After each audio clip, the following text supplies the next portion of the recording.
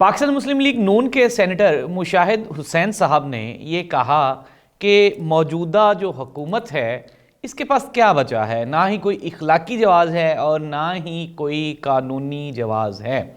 पाकिस्तान मुस्लिम league नून के senior तरीन senator ने यह बयान क्यों दिया और इसकी कहानी क्या है, ये हम बताएंगे आपको आज के प्रोग्राम में। सबसे पहले आई हैव रिक्वेस्टेड कि आप हमारा चैनल सब्सक्राइब कर लें।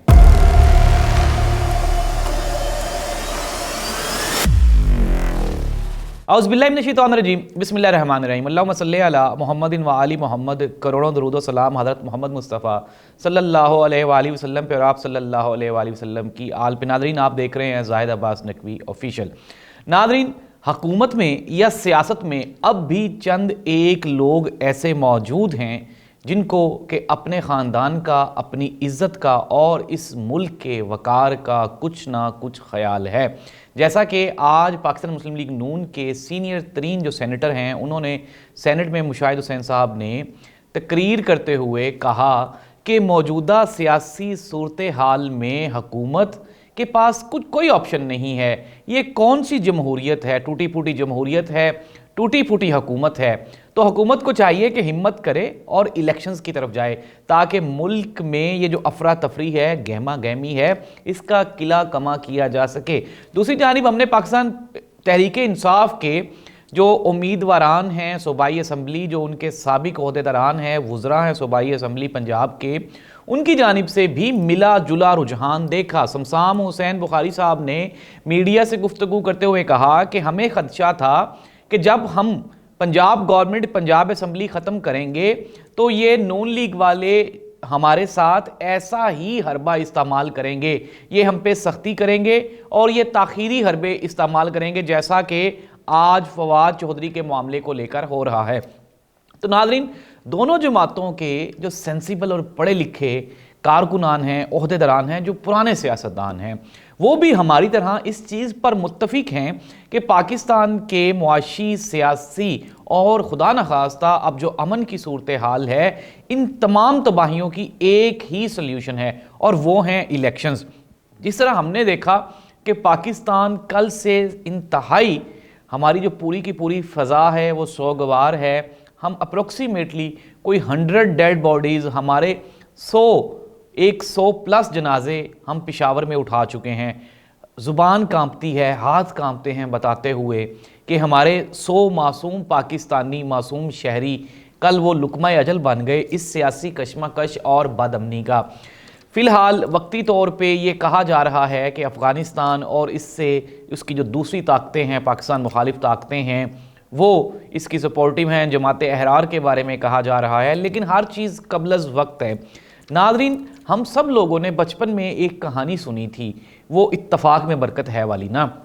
उसमें वो किसान अपने बेटों को कहता है लकड़ी का गुट्ठा, लकड़ियाँ लेकर आओ, फिर इनको इकट्ठी करके तोड़ो, फिर इनको अलग अलग तोड़ो।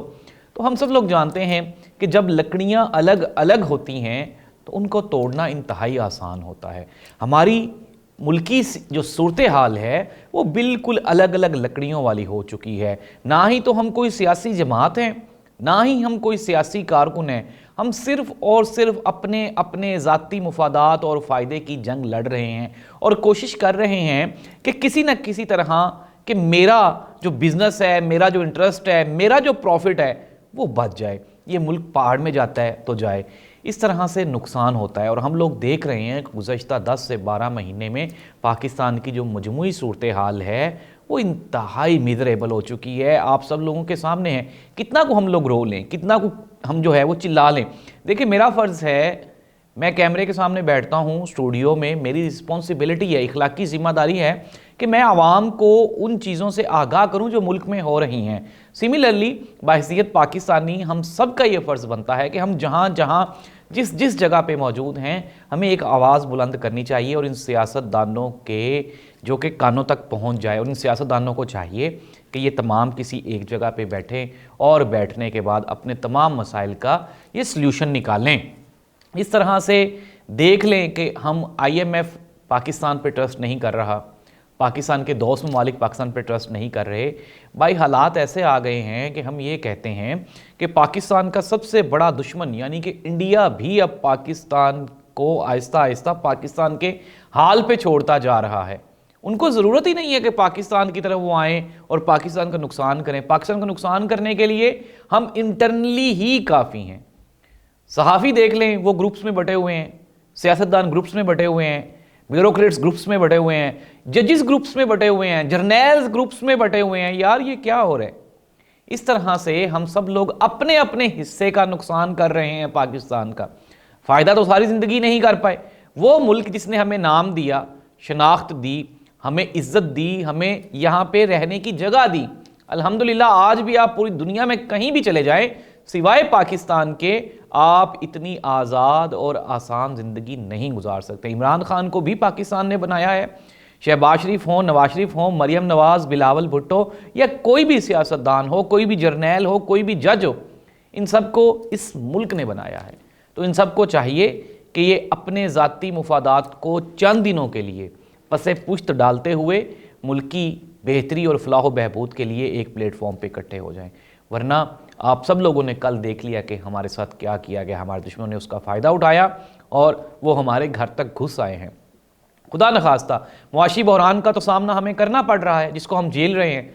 लेकिन अगर खुदा न खास्ता पाकिस्तान 10 या 15 साल पीछे चला गया, जो कि हमारी अमन की सूरत हाल थी, जिसमें दहशतगर्दी अरूज पे थी, हम हर रोज़ 10, 20, 30, 50 पाकिस्तानियों के जनाजे उठाते थे, तो क्या बनेगा हमारा?